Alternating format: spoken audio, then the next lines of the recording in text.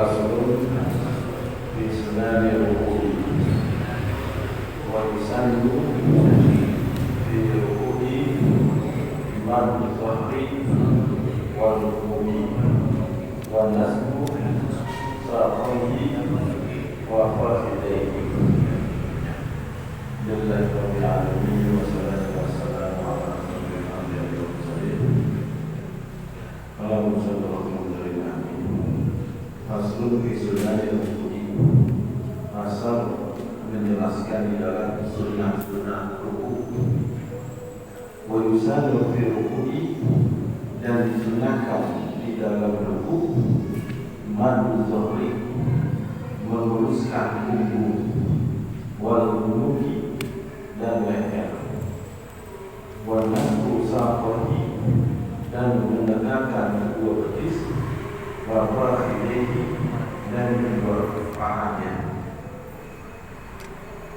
wa akhadhu rukbatayhi, dan memegang kedua dengkulnya, biyadaihi, dengan kedua tangan, wa taqiqul asabi, dan menegangkan jari, yang hanya menegangkan jari-jarinya, wa tawjuhha lil qiblat, dan menghadap kiblat. Nah, ini fasal di dalam menjelaskan sunnah-sunnahnya ada di dalam ruku'. Yang pertama itu sunnah ketika kita ruku' adalah meluruskan punggung dengan leher. Ini punggung, ini anggap leher, ini punggung, ya, anggap leher, ini punggung, pala, dan ini. Maka kalau kita dalam ruku', ini leher sama punggung harus lurus, ya, jangan punggungnya tetap ini, lehernya begini, atau kebalikannya, jangan misalnya. Nah itu kalau tangan ini bisa makruh, ya, ini juga nggak boleh. Makanya benar lurus antara leher dengan punggung. Lurusnya bagaimana? Apabila kita papan itu rata, dan di atasnya kita taruh gelas, nggak jatuh. Nah, berbeda kalau ini lagi punggungnya berarti tidak lurus, ini namanya miring, ya, atau begini, ya. Nah, jadi harus daripada lurus tuh, ya, antara leher dengan punggung. Itu sunnah yang pertama ini. Jadi kita kalau ada yang rukunya tidak tadi itu tidak lurus antara punggung dengan leher, dia tidak mendapatkan sunnahnya. Kemudian yang kedua, meluruskan akan daripada kedua betis dari kedua pahanya, ya, betis dan paha ini nggak boleh bengkok, ya, harus lurus, ya, satu sama lain, ya. Kemudian sunnah lagi memegang kedua lutut dengan kedua tangannya, ini sunnah, ya. Kalau seandainya tidak dipegang, boleh nggak rukunya? Kalau yang masalah kita berbicara yang bagian wajib sih tidak masalah, cuma ya, cuma ini yang sunnahnya pegangnya, jangan megangnya pas di bawah ruku atau di paha. Nah, ini ya, kita perhatikan ini sunnah biar soal kita benar-benar rapi, yang mengikuti daripada kata cara Rasulullah SAW. Kemudian sunnah berikutnya adalah ketika kita memegang lutut, maka harus direnggangkan, jangan dirapetin, direnggangin, ya. Dan sunnah berikut adalah ini menghadap kiblat, jangan semaunya atau begini. Nah, ini harus menghadap kiblat, kiblat biasanya lurus dengan lutut menghadap kiblat. Itu akan daripada sunnah ketika kita dalam keadaan ruku, ya. Kemudian sunnah berikutnya adalah membuka akan daripada mata kita, ya, jangan dipejamkan, dibuka. Kemudian sunnah berikutnya adalah bagi laki-laki ini dikeluarin, efeknya dikelihatin. Ya, kalau perempuan kebalikannya tidak ingin. Ini kadang laki-laki begini modelnya. Ya, perempuan begini.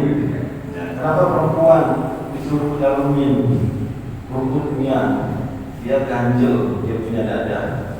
Dia kalau udah tua kan beda lagi. Nah, jadi dia ganjel. Ya, kalau laki-laki kita punya dia pakai begini. Ya, harusnya dilebarin, dikekang gitu ya, biar kelihatan keteknya. Itu sunnah. Ya.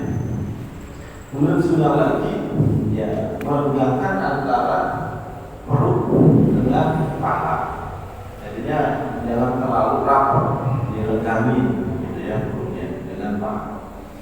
Dan sunnah ketika ruku, ya, adalah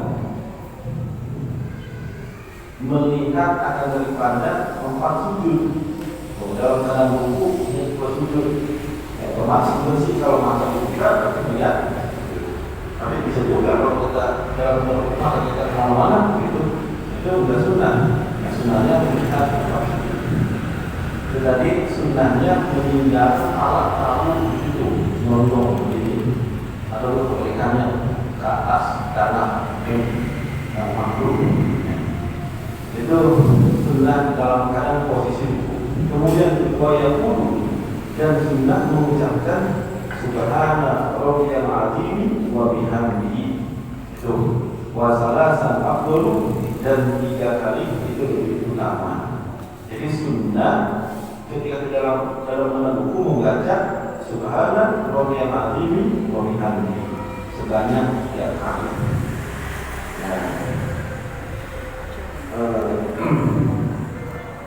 Wa yazidu min qalbi, dan sunnah menambahi bagi orang yang sholat sendiri, wa imamu mahsurina, dan imam yang terbatas, rodu bitadbiri, mereka itu dengan dipanjangkan.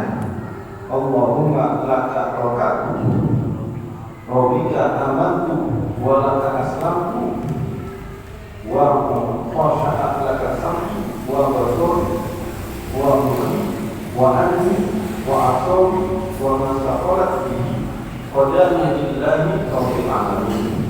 Nah, ini selain daripada sunnah kita membaca tasbih subhana rabbiyal azim wa bihamdihi sebanyak 3 kali, ya, maka disunnahkan juga bagi orang yang sholatnya sendiri, ya, bagi orang yang sholat sendiri dan imam yang dimana makmumnya itu akan daripada rukunya diperpanjang, nantinya doa rukunya ditambahin. Tapi kalau imam melihat akan daripada jamaahnya di orang-orang tua, ya, atau ada orang yang baru sembuh dari penyakitnya, ya, atau tidak memungkinkan dan dipanjangin rukunya, ya, cukup sekedar baca subhana rabbiyal azim wa bihamdihi dan dia. Tapi kalau bagi orang yang sholat sendiri dan imam dia tahu bahwa makmumnya itu kalau diperpanjang, maka sunnah baca doa Allahumma laka rokatu. Nah, itu ya. Kemudian wabika amantu wa laka aslamtu. Ya Allah, bagimu aku ruku. Wabika amantu, dan denganmu aku beriman.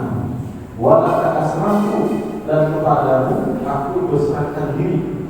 Khosya'a laka sam'i, telah tunduk kepadamu sampai pendengaranku, wa basari penglihatanku, wa ruhi dan otakku, wa azmi dan tulangku, wa asabi dan sarafku, wa masaqalat bihi, dan seluruh tubuh yang dipompa dengannya. Qadari billahi rabbil alamin, ya, dengan 2 kaki karena Allah adalah Tuhan semesta alam. Jadi kalimat tersebut sunnah ketika dalam keadaan ruku setelah membaca tasbih subhana rabbiyal azim wa bihamdihi. Apa semuanya? Tidak. Sunnahnya bagi orang yang sholat sendiri, ya, Dan imam apabila makmumnya itu ketika imam membaca doa ini panjang semuanya. Nah, tapi kalau yang memungkinkan ya sudah subhanallah ini juga cukup. Ya. Jadi kalau imam itu memang melihat situasi jamaahnya. Ya. Jangan sampai jadi imam semaunya ruku panjang banget. Dia boleh saja seperti kalau sendiri kan. Cuma kalau berjamaah lihat makmumnya kuat enggak gitu. Ya, itu dalam keadaan sujud. Ya, kalau sendiri tidak masalah, tapi kalau berjamaah jangan. Takutnya ada makmum yang sedang berbelat atau gimana, ya harus sudah tua. Jadi macam-macam pertimbangannya yang sekiranya tidak memungkinkan kita memperpanjang daripada ruku ataupun nanti sujud. Nah itu daripada sunnah-sunnah ketika dalam keadaan ruku yang dimana setiap ruku ya harus seperti itu tadi yang sunnahnya setiap ruku dari rakaat pertama, kedua, tiga, keempat sama semuanya. Ya.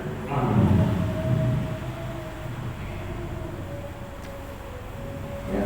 Jadi perkara yang fardu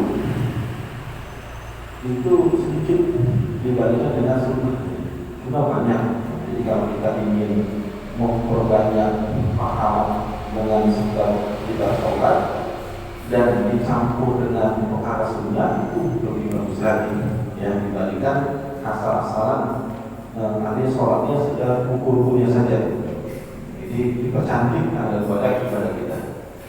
Ya. Kemudian wallahu a'lam.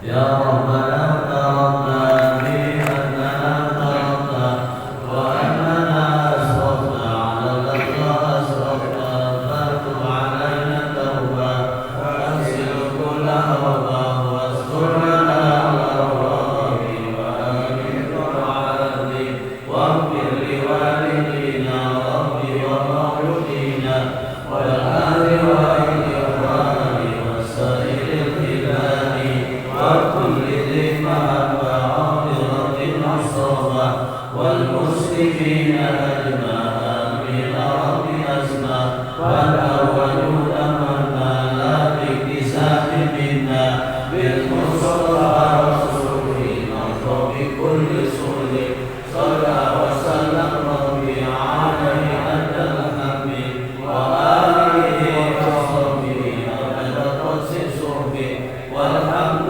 لله بالبدء والثناء الله الله